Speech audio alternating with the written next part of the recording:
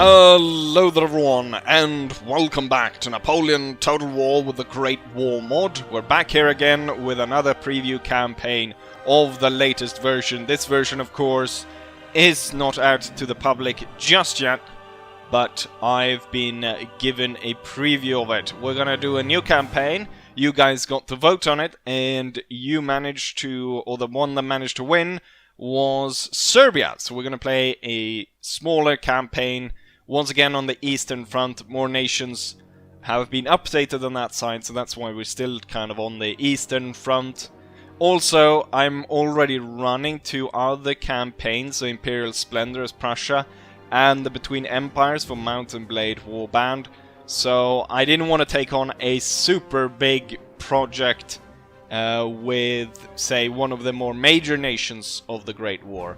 So that's why I went for some of the smaller ones. A few people asked why didn't I do add the Greeks to the vote.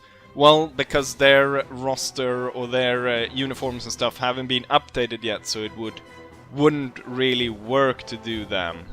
With that said, we're gonna go ahead and start this campaign then. So we're gonna select Serbia. Our victory goals is we need to capture the Ottoman capital, the Austrian capital, and the German capital. Shouldn't be too difficult, I hope. I've set the difficulty this time around to Iron Man, which is their extra highest level that they've added on to make it as difficult as possible.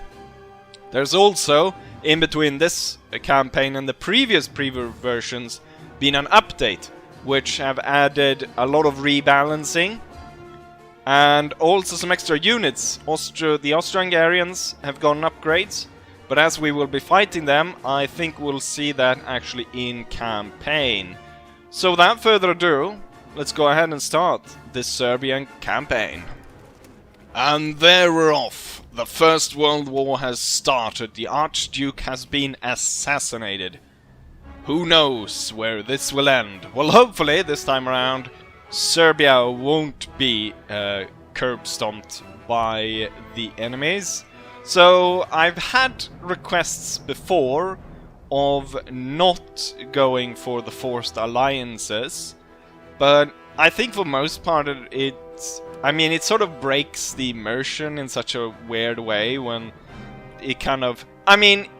In retrospect, looking back at some of the other campaigns, say the Russian one, where Italy joined the Axis and kind of ran over the French. Stuff like that happened even when I pick the fixed alliances and stuff like that.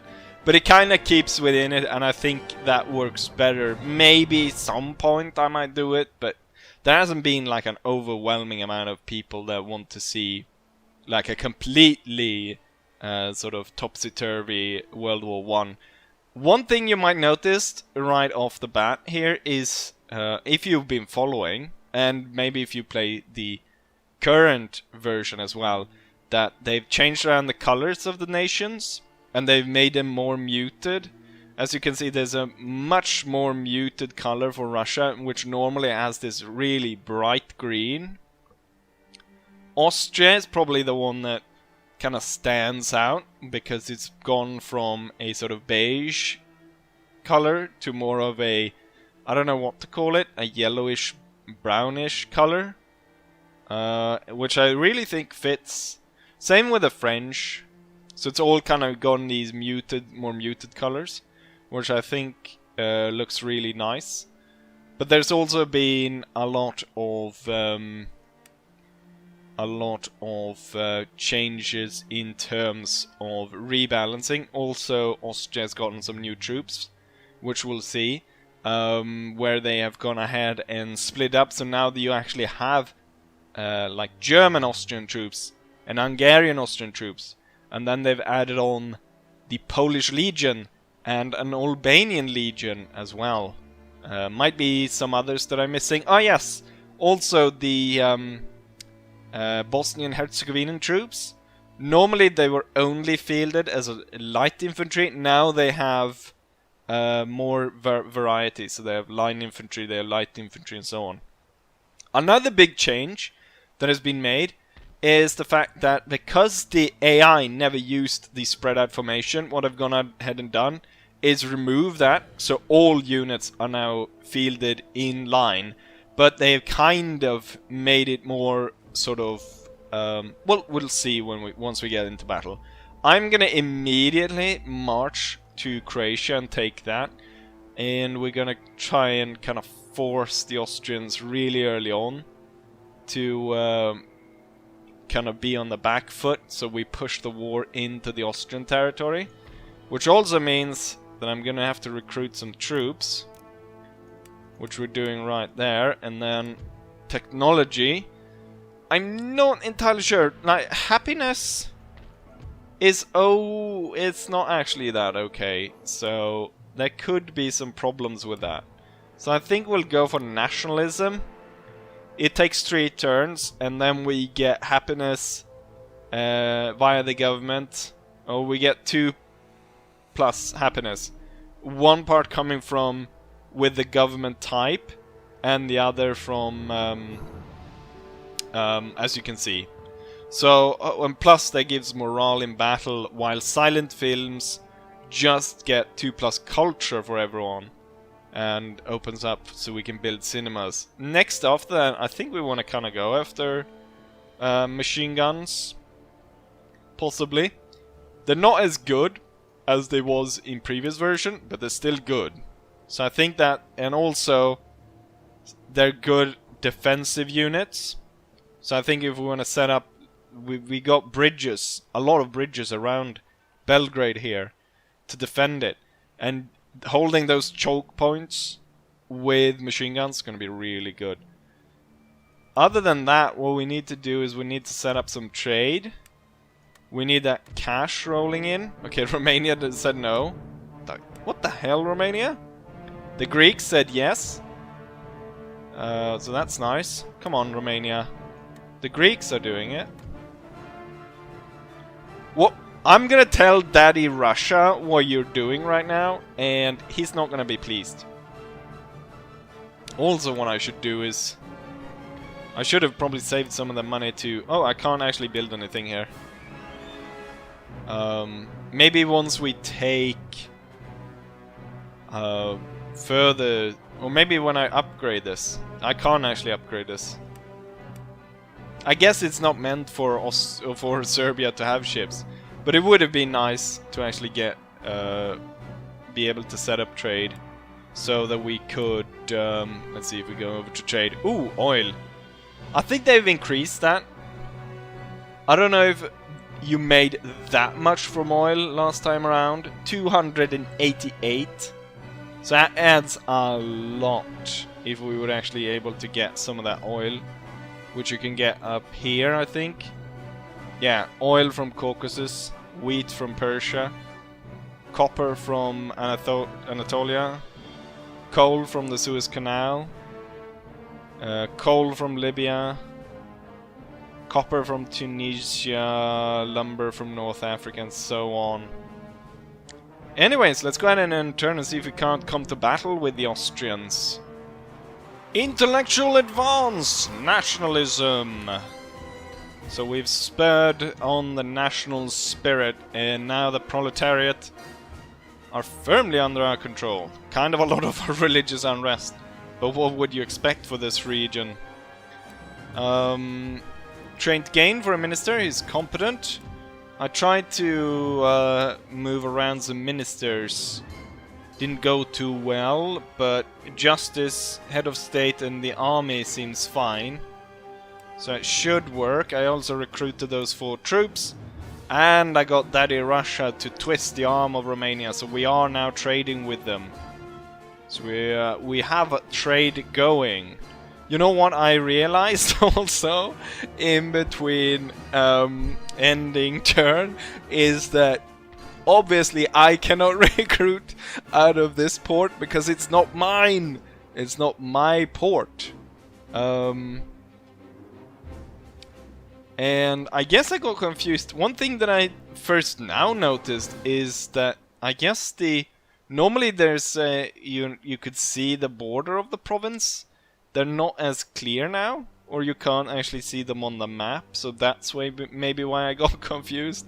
But of course I cannot recruit out of the enemy's port. Anyways, we are now within striking distance of Zagreb, Croatia, so we'll be able to take that. And now we can get the port, so I can recruit my trade ships. Hopefully we'll run into some of the new units, some of the new Bosnian-Herzegovina units. Maybe some of the Royal Austrians and so on.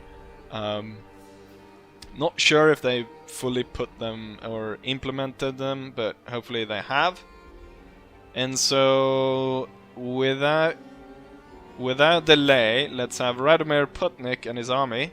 Is he actually called Putnik? Yeah, he is. Radomir Putnik and his army strike at the Austrians before they strike against us. It's Oskar Piotrek. He's got some Imperial Infantry, he's got some Home Guard, 2 artillery pieces against our 3. We have a lot more stars than he does, because he's an idiot. So without any delay, let's go ahead and attack, shall we? And figure out how the new battles work. And here we are for the Battle of Zagreb. We're gonna go through and take a look at the units, and as you can also see, there's no ability to actually move these guys into skirmish line. So that would make it a lot more even, as the AI does not do that. I have yet to put in the script actually that makes my camera so I could go so high and so low, and also that means that when I go close to explosions and troops movement, the camera's gonna shake. Normally I try to remove that because it makes it easier to kind of see, but just know that I've forgotten it for this first episode. So these are the standard Serbian troops, which we can see right here. So that's the officer, and that's the standard troops right here. Then we got the reserve ones. We can actually put them back here, make it easier to take a look at them. And this is how the reserve troops look, the Serbian reserves. Pretty cool. And then we also have the assault detachment, the Chetniks. Not entirely sure how you would pronounce that. The Chetniks. Some sort of, almost kind of look sort of paramilitary units. Some light assault formation here that we can deploy ahead of our formations. Frontier troops, the equivalent of the light troops. You can see how they're a little bit more spread out, so there's still a little bit of that sort of rifle formation or skirmish formation from normal Napoleon compared to the normal formation. But it's a lot more even this way because the AI of course doesn't use the light formation. Oh, look at that, they've even got the embroidery on their putties, or maybe not putties, but well, this is part of the putty. I'm not entirely sure. Maybe this is just the sock or some part of the leg. An interesting little shoe there. So a lot of they've gone into a lot of details on these troops. Like, who else would go through the trouble of making like Slavic socks, embroidered socks? Same with the shoe as well. So have that kind of ethnic shoe. With that said, oh yeah, maybe we'll go through and show the cavalry as well. So we got the cavalry, and I think lastly the general. Most of these like main generals are usually actually modded, and this one is. So it actually looks like the guy on the picture. So that's pretty cool. And we got pretty cool emblem there on the hat. Very nice. Artillery crews kind of look like the rest of them. So with that, let's actually set up for battle, shall we? I think pretty simply we'll put the artillery over there. It's interesting to see how they've balanced the artillery, if they are more inaccurate or what the deal is. So we've got the Austrian Home Guard and then just some regular Austrian troops. We've seen them a lot if you followed my Austrian campaign. So we're gonna do it in 2 lines. We're gonna put the reserves coming up behind the main line, and we'll see how that works. The paramilitary units gonna move into town ahead of us, and then I'll get the light troop in here. Cavalry, I think most useful on this side. We'll hide them in the forest. Something that I don't think you could do in the earlier versions. Also, I need to bring up the map. That the cavalry wasn't able to hide. Now, I'm not entirely sure if this is for all units or if this is specifically for the dragoons. But that was something I remember asking about. So there is a back and forth, and the developers say they've gotten quite good feedback from watching the way I play. So that's pretty nice. Where am I gonna set? Pretty cool to set them up in the ruin, but at the same time holding the town. Maybe I'll put 1 in each. The question is if I don't think I might be able to reinforce them quick enough. Probably we'll put 1. Can I put 1 in this? In the ruin? This kind of landmark site, this old Roman-esque building, and then this building is really good to hold just because of the many fire ports that it got. Enough talking! It's time for war, ladies and gentlemen. And also, you should shut up. The main line will advance. The Austrians thought they could blast us. We're gonna blast them.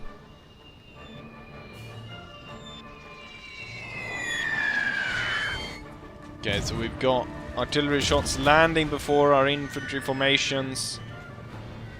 Hopefully my artillery now is blasting the enemy ones. Yeah, the shrapnel seemed to have been lessened. Before it was like absolutely devastating. It's still pretty devastating, the cannons, but not as much as before. Also, don't forget to put your paramilitaries indoors. Paramilitaries do not work great outside. In the rain. No. I'm just joking. So we've got the Chetniks set up in this ruin. This ancient museum. Firing down upon the Austrian troops advancing. Maybe I should have put the unit in there. Austrians advancing. Oh, am I aiming for the cannons? I should definitely be aiming for some of their cannons. And then the shrapnel can be firing for enemy troops. So some of my troops are definitely taking quite a hit. Let's actually speed up the troops here.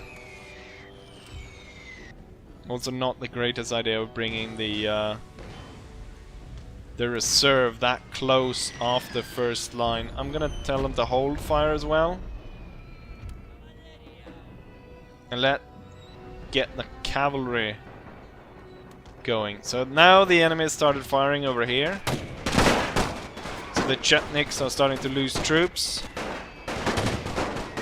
Fighting their home guard. However, I'm gonna send cavalry over there to deal with them. Are they trying to charge the house, or are they leaving the field?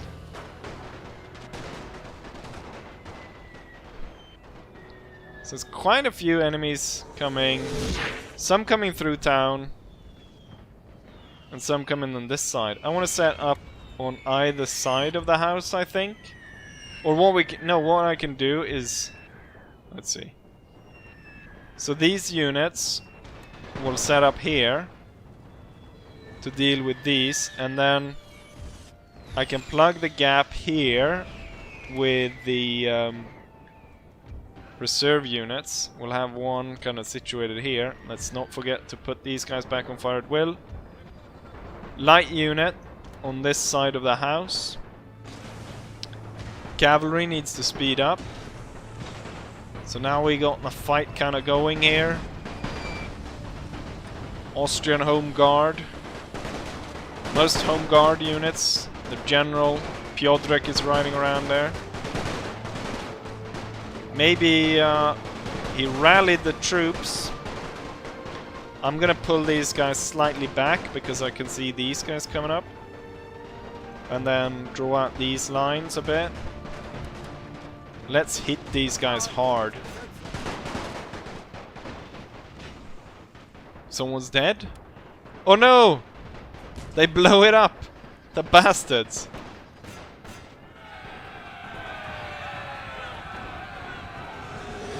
They're actually aiming for the cavalry, that's bad. I was hoping that they were going to be focused on the house, so I could charge them. But now that didn't work, so we're going to call that off.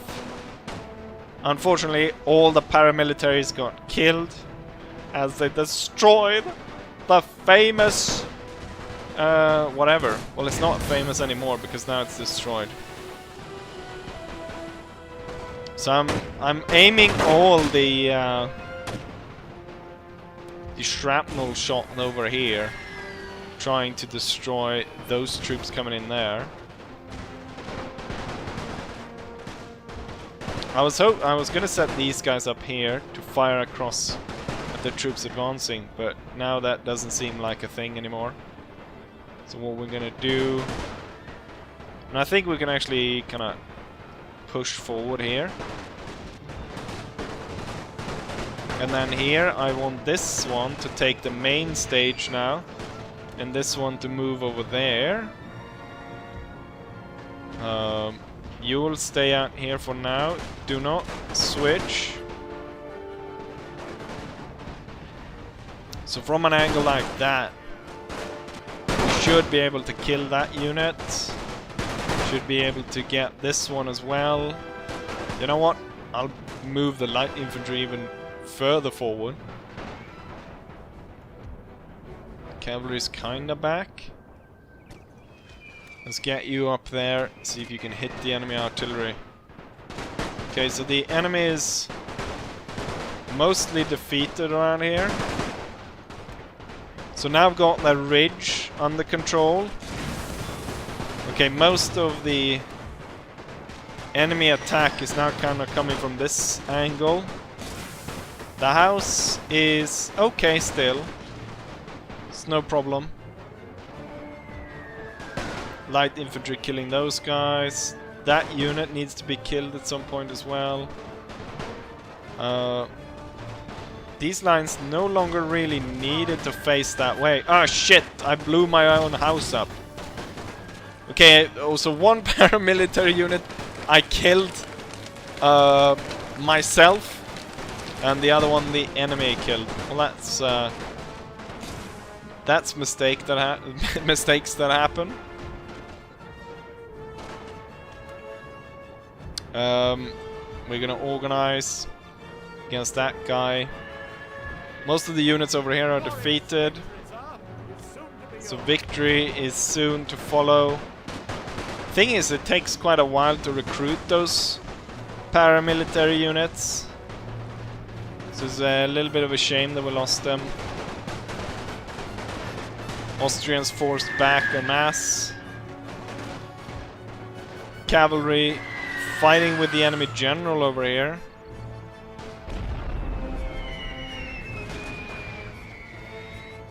I'm kind of giving the... Oh, you know what? He is going to die, isn't he, Piotrek? I was gonna give him kind of the option of retreating here. Artillery will hold fire and concentrate on the one remaining infantry unit over here. We're now focusing fire on these guys. The home guard is gone, and the battle is won, ladies and gentlemen. Not just yet. The artillery needs to be killed. There we go. The artillery has been killed. And we have claimed our first province. How nice. So let's go ahead and go back and take a look at the statistics. Unfortunately, killed one of our own units. Right. Let's go ahead and see how we did. Here we have the result of the battle. I need to remove that lady. But I'll guess I'll do that in between the episodes. So we deployed 2,600 men. We lost 1,000 or 1,100, almost 1,200 in fact. Leaving 1,400. 2 units lost, unfortunately. However, the enemy lost their entire army of 2,100 men. And that was, what, like 10 units lost? Or something like that? Or maybe they didn't have 10, but at least 8 plus a general. So that's a pretty bad loss, even though we lost a lot. Field guns end up at the highest. But then we actually have an infantry unit. And you definitely wouldn't have seen that in the earlier version. So an infantry unit ending up in second place with 279 kills. So even over one of the field guns. And these are the ones that fire shrapnel. In the earlier version, those guys were so deadly, I could have probably wiped out the enemy army just with those cannons. So it's definitely balanced it. Obviously, there might be even more balancing needed, but right now this looks pretty good. Chetniks did really good before they died, or before I killed them myself. Not a single unit remaining, but both of the units did pretty well. And they're pretty good to be able to deploy ahead of the line like that. But usually it's best to deploy them as I did, in houses, on their own, kind of alone. They're easily destroyed like that. So you'll have to really think how you place them. Light howitzer didn't do that well. Which I actually liked that it didn't do that well. And so on. So pretty cool, I'd say. We've taken it. We can liberate it at Yugoslavia. Someone actually said in the comments when they saw that we were playing in Serbia, you should recreate Yugoslavia. Which is not the case. We're going to peacefully occupy. As peacefully as we can. So we've got the different troops. We've got cavalry, light cavalry. Can I even get those guys in my... I can't even get those here. And that's because there's a... Is there a... What's it called? Ah, it's because of the farm, isn't it? Farm allows... Yes! Farm enable cavalry. So that's pretty... neat thing. It probably was before, but I'm going through this like, you know, everyone didn't see the earlier versions, so you kind of get that. Like I'm not sort of what am I looking for? What am I trying to say? Just getting that you don't get the that you get the full picture, that I don't miss out on stuff, or don't tell you stuff because it's happened before. So I think we want to get this because it improves replenishment rate, but also movement range, so I can, if necessary, retreat or move up more troops. I need to tell her to shut up. The port, really important that we get some cargo ships. 5. That's pretty darn nice, and if I can get those over to, if Daddy Russia lets me use the oil over there, Now we have to pass the Ottoman Empire. Hopefully the navy is sleeping just like the rest of the Ottoman Empire. Haha, because he's sick. Sick man of Europe, go screw yourself. So hopefully we don't have to deal with that just yet. And I mean, we're just one step away from attacking the Austrians' capital.